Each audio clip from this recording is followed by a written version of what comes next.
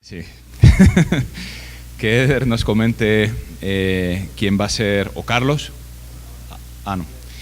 Bueno, que nos comente en qué consiste la fiesta de los muertos y nos van a explicar un poco el desayuno especial que tenemos de pan de muertos y chocolate que han preparado amablemente. Entonces, bueno, tras las preguntas daremos paso a Eder para que haga la explicación. ¿Alguna pregunta para Rob? Sí.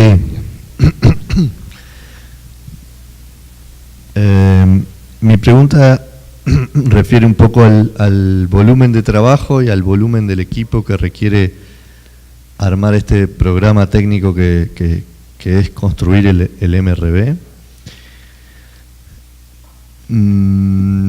Al menos en Uruguay el equipo que tenemos o tendríamos para hacer esto es muy reducido. Tú dijiste que en Australia eran 6 personas, pero había cientos de contratistas. No sé, estoy reflexionando en términos del volumen de trabajo, del volumen o del tamaño del país y del tamaño del equipo que se necesita. Quizás en países pequeños como el nuestro no se puede soportar un equipo muy grande y el trabajo de diseñar el MRB no es tan pequeño o es similar a diseñar el MRB en un país grande. Bueno, si tienes alguna experiencia sobre esto y sobre esa relación entre la cantidad de trabajo que hay que hacer y el volumen de país y los equipos que hay en los países pequeños. Sure. Well, I think the first point is that it will always vary by country circumstance as well. And so meeting your policy, the reporting needs is going to be pretty key inside that. I think there's a couple of things I'd note on that. One of the key criteria that we had as well was we needed a system. So there was a reasonable amount of money available for a few years to build the system, but then the operational cost was supposed to drop off. And so that also drove the way the system was built. It was getting everything in place in those first 3 years so that the operation would be cheaper and easier. You wouldn't get this flat line that you often see with systems. Now, for many of the countries, non-Annex 1 countries, for example, that sort of process also has an advantage where donors are there because you can use the donor funds potentially to do all of the hard back-end work of getting all of the pre-processing and all of the data from the time series right, and then the annual updates become much easier. I'm not sure I'm exactly answering your question because I know exactly what you mean. Do you need hundreds of people? Probably not. And for a lot of these systems now, you don't need the type of, manual horsepower that we were using at the time. And again, the SEPL system is a classic example of that. Things that would take us a month can now be done in half an hour. And so it's much simpler. Yeah. Guy can probably answer it better because he's looking positive. No, I'm just going to blow the trumpet of Moja Global because the reason why Moja Global has come about is exactly because every country, I believe, is struggling with limited resources, and by pooling resources, you can actually do with a small contribution, you can get an enormous contribution back. I'm not saying that, as Juan David said, that Moja Global is the silver bullet, the solution to all your problems. But at least what we're trying to do is to make the part that we all face, which is the calculation bit and the module bit, let's make that jointly. If we make that jointly, it means that at least for that part, you can free up resources. And again, what Juan David was saying, you can then use those resources to analyze your data rather than to invest it in designing and building your system. So I think that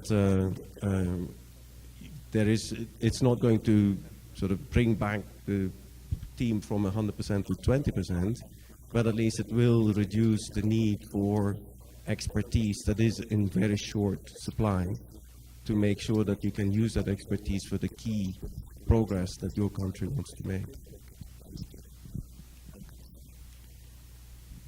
Thanks. So just very quickly, one, I won't call it a trick, but method, I think, that did prove quite effective, especially later on in the years when we were working, once the system was running, was when we were talking to people about budgets and resources.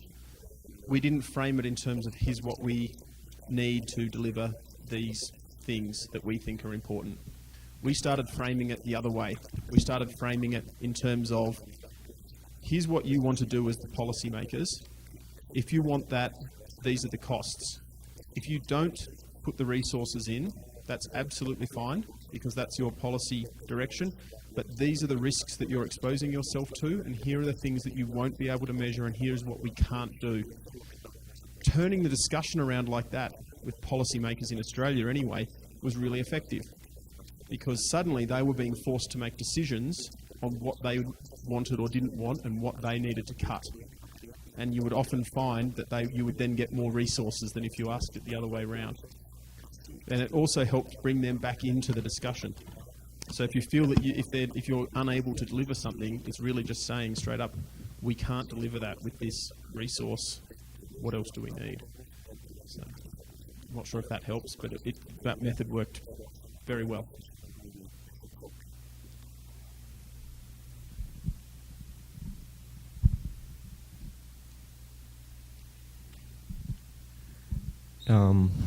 Thanks for the great presentation, Rob. My question is, I'm trying to grasp everything that's happening around with the presentation and the countries that are working, but for Belize itself, and I think my colleagues, we spoke to Guy yesterday during lunch about how do we see this moving forward for us. I believe, especially for the rest of the year, it's really difficult due to our agenda to start doing any of these things, but looking at next year annual plans and we can definitely look at activities that can be moving forward with this MRV system. But my question is that what is the take-home message from you when it comes to this MRV system, and what are things that we can start thinking about from now and things that we can include and what can be done at our level, at the technical level, to see that this becomes a part of the plan for next year? Yeah, that's a great question. Well, I guess the first point is that every country is going to have a different system and a different process and different outputs. So whilst the core ideas are probably very similar, the end result will be different.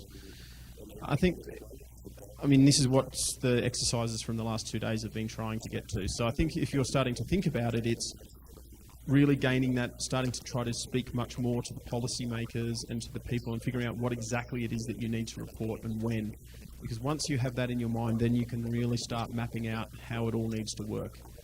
And from there, you can start to build a system.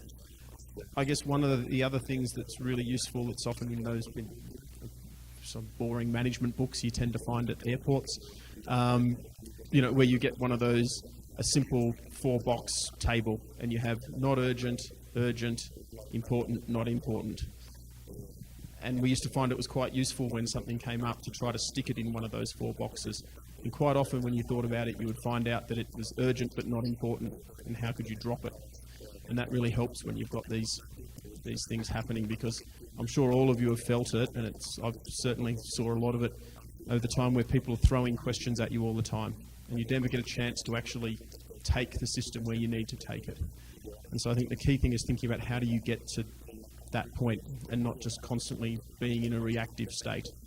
Because once you get in that reactive state, it's very hard to break out of it. So I guess that would be a take-home message for thinking about over the next little while.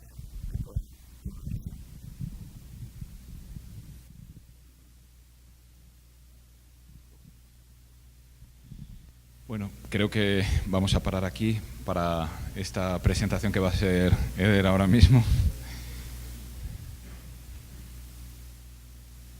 Bueno, solo una cosa antes, perdona. No, para acá. Bueno, comentaros que el equipo de Chile, ¿de acuerdo?, ha traído un material que han elaborado ellos en el país en relación con su nivel de referencia, otra documentación adicional. La verdad es que es un material bastante interesante. Entonces lo van a poner en su mesa para compartir con todos ustedes. Pueden recoger este material y solo les quería agradecer realmente el gesto, que verán que es bastante útil toda la documentación que presentan. Entonces, si les dan un aplauso ya de partida, pues se le agradece.